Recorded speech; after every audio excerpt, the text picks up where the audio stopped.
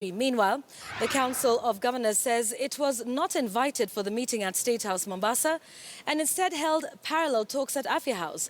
The director of the COG Health Committee, Ben Adika, earlier spoke to my colleague Betty Kialo, and this is what he had to say.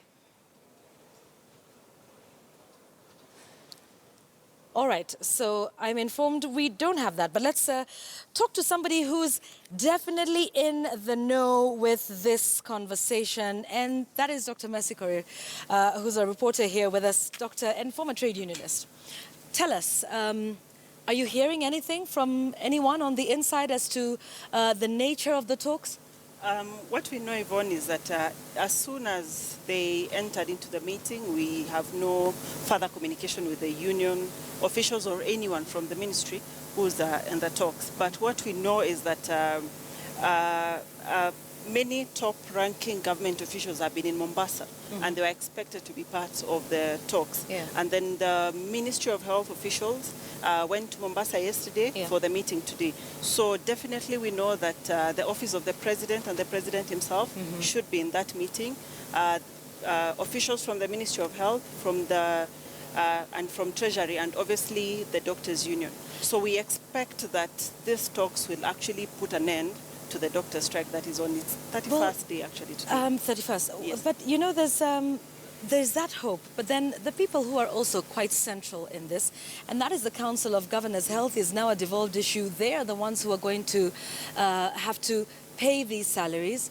Does it say something that they are not present? Actually, it speaks a lot, because remember that from the first day that the doctors called for the strike, the meeting on the 4th of December, the Council of Governors was represented, and they have been part and parcel of the discussions. Yeah. So for this last-minute change, actually, it puts a lot of things into disarray, because we know that health is a devolved function, and the implementing entities are the 47 county governments, apart from the few doctors that are in the national government. So now, if the Council of Governors or the governors are not represented in the State House meeting, what does it mean to the implementation of any agreement they reach? Unless, of course, the national government has another different implementation matrix to whatever they agree Because on. even as we talk about, you know, the salary hike, and of course any money that comes to the county governments, you know, first comes from the national treasury and the national government.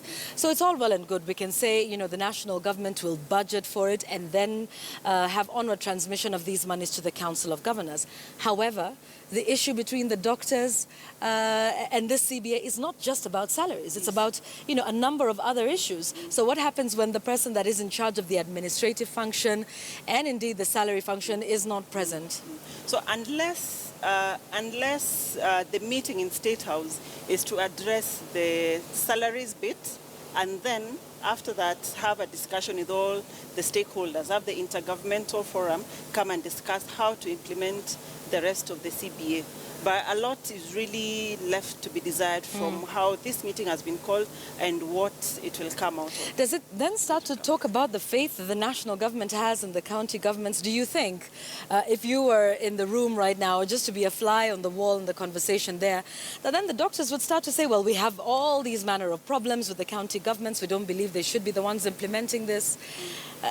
You know, a discussion like that is likely to come up in the absence of the COG. Such a discussion is actually a constitutional discussion, because remember that for the country to do anything that touches on a constitutional mandate, which is not like the devolved function of health, it has to go to a constitutional discussion and a referendum. But do you think the discussions could begin now that the COG is not present? I know the doctors' unions have been, you know, very consistent in talking about their displeasure with devolution of health.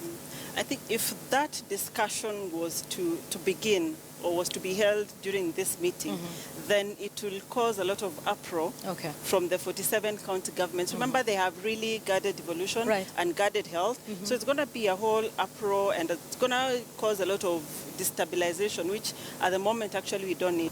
I remember the Council of Governors has a meeting on Monday to discuss the doctors' issues. So if this discussion on whether to reverse or reverts health back to the national government begins, there's going to be a hot topic come Monday. All right. Yeah. Let's talk about how long it took to get here. It's now over a month since this strike began. And we've seen varying statements from the COG, even from the government spokesman who called the union officials, and I quote, recalcitrant, was the specific word that he used, talking about getting into individual agreements with doctors. You know, talk to us your sense in how far we have come with this up until the point that now the chief executive of the country is taking over these discussions. I think the reason the discussions took this long was, one, the government had held on to a position that they don't recognize the collective bargaining agreement because it was reached at a time when the signing authority was not supposed to sign it, the discussions were not agreed upon, and so before that back and forth, before both parties go through that back and forth, it was a long time. And then when the government spokesman and a lot of doctors have really taken offense by the term recalcitrant, is because the doctors view that they have been at this for 3 years. Really, it's about time when the government comes to the table and sits with them, logically discuss all that is in the CBA so that we don't foresee another strike for 50 years if possible. So for the spokesman to say they are recalcitrant and rogue or refusing to discuss, it took offense because it's been a 3-year period wait by the doctors to have this discussion happen. And also saying that they would do individual discussions with the doctors. I think the doctors are unionized. So really it's not possible for the government to do individual discussions with the doctors. And there were all of these different, you know, sort of speaking from both sides of the mouth on this issue. That certainly did not help, did it? No, it didn't. And I think, well, could be the doctors copied from what they see on our political platforms, where one wing of the political arm will say something offensive, the other one will reply back. So I think it's sort of like something that has been of a national discussion. Not that it's good, but in this situation where we are talking about life and death, where many people have had to attend funerals, have had to fundraise for people to be treated, it's something that should have not even been allowed to take more than 24 hours. The government and the doctors should have actually sat down and sorted it out. We wouldn't have waited for all this long, all this pain and suffering. And remember, it does not just go to life and death. Also, we have doctors who train in the universities. The universities have had to postpone their opening. They have had to postpone their examinations for their undergraduates and their postgraduate students. So we see it's not just about those who are treating in hospitals. What's happening in hospitals? Yeah, it transcends across every platform that the doctor is at. Okay, let me end by asking you this. Do you think that the union officials are ready to compromise? They've been quite categorical. It's nothing short of the 300% that was agreed to in the signed CBA. The president, you know, also in his speech to the nation, talked about, you know, certain limits and, you know, a limit beyond which the government finds untenable at this point in time. Do you think the doctors are willing to compromise? Might we see something perhaps a little less than the 300%, but a little bit more than the offers, the two offers that have been put on the table up until now? One, the doctors have maintained that the two offers that they've been given have been the same. The same so it's been the same offer offered twice or 3 times. So it hasn't been any different. And then the CBA is not necessarily 300% because let's take, for example, hardship allowance of 600 shillings. If you do 300% of that, it's 1,800.